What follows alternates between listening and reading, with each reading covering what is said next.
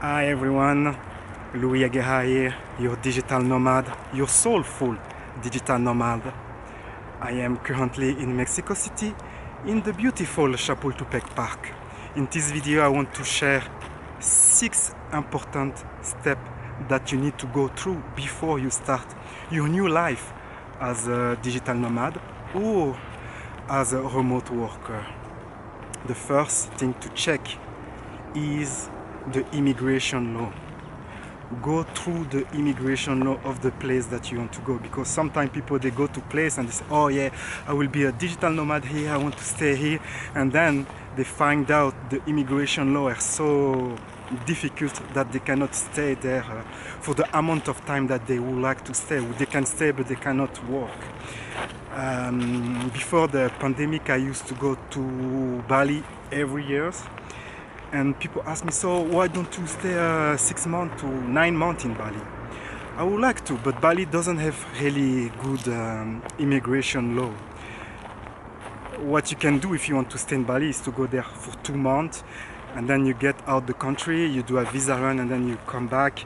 But I personally do not like this kind of stuff. I prefer to stay quietly in a place for several months at a time. So Bali is not on my list of the country that I stay several months for those reasons. So first thing, check the immigration law. Can you stay there? Can you work there? Do you have the requirement to be to remain in the country you want to be a digital nomad?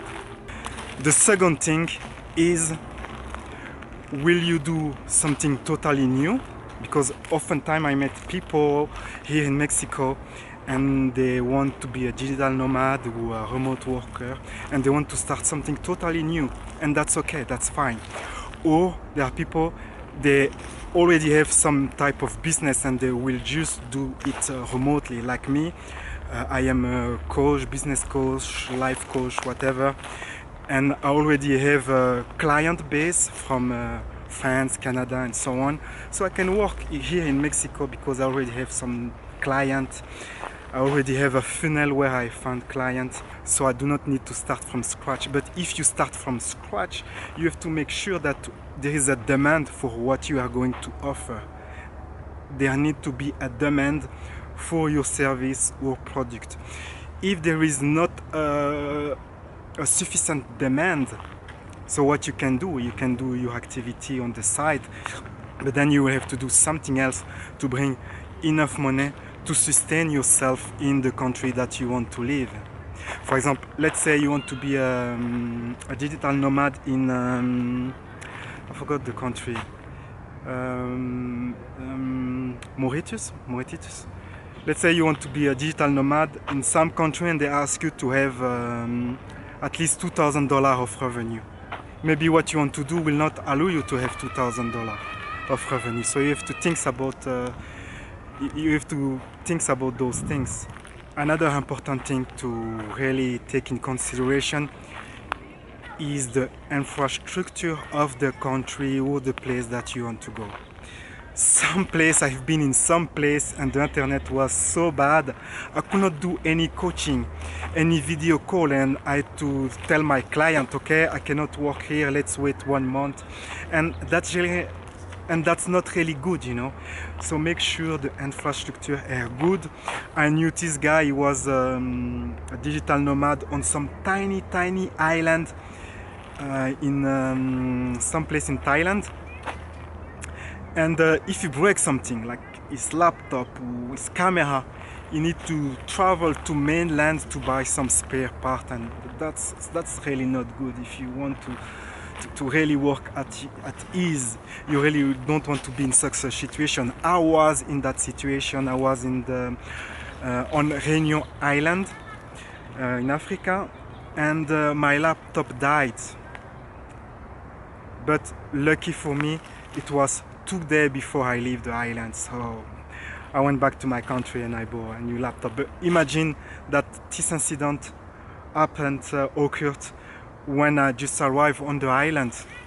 I will be really in big trouble, because there I am not sure I could find a repair shop for that laptop, or even I am not sure if I had the budget, or if I had the willingness to buy a new laptop.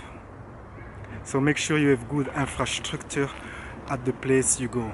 Good internet, store where you can buy stuff that you need, or if you need some spare part or whatever, make sure you have those things. Sometimes it could be as simple as a printer.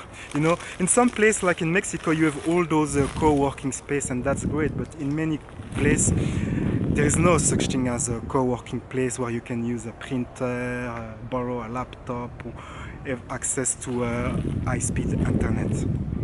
Very important, banking option, insurance option. Make sure that you have a good banking option. I actually have 4 credit cards. I have 4 Visa cards from different institutions. One time in Thailand, I lost one of my Visa cards.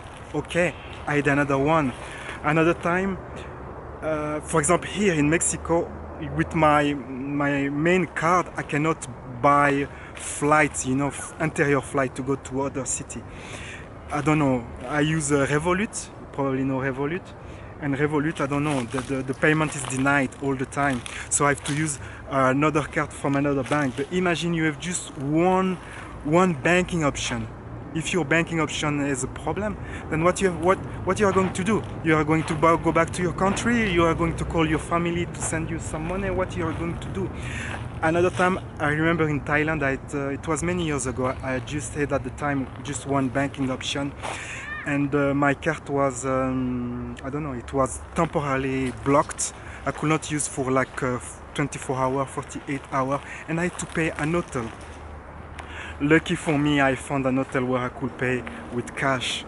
But now I am not in this situation anymore. I have 4 different credit cards, and I have a lot of cash that I can exchange at an exchange office. So I am well prepared with the banking and money situation. I already have some type of backup. I have dollar, I have euro device, I have currency that I can exchange and things like this. And also I have an insurance, a travel insurance, health insurance for traveler. I have this with my Revolut card, so it's a good thing to have. Some country will ask you, like Thailand, they ask you to have an insurance, an health insurance. So I have those things. You have to think about that: banking, money, and travel insurance. So let's say that you have been through all those things. What is missing? You have an idea. You say, okay, I will work remotely. I will work remotely in Mexico. I will be a digital nomad in Mexico. I will start something totally new. But before that, you were working in the corporate world. So it means you probably do not have sales skills, marketing skills. And you need those if you want to survive on the long run. You cannot just survive on the word of mouth.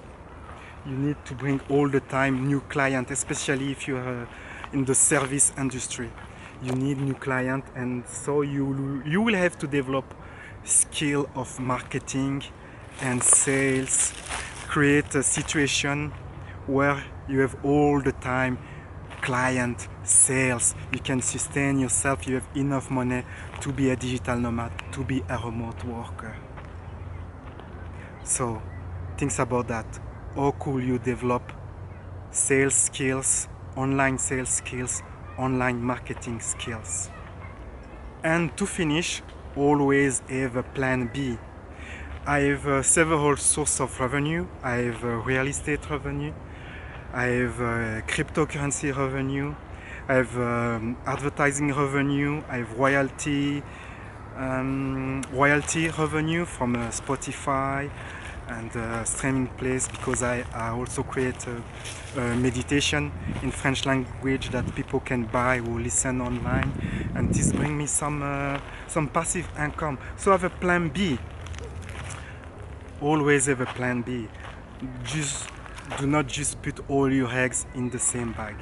So those are the things that you really have to put on your checklist before you start your new life as a digital nomad or remote work.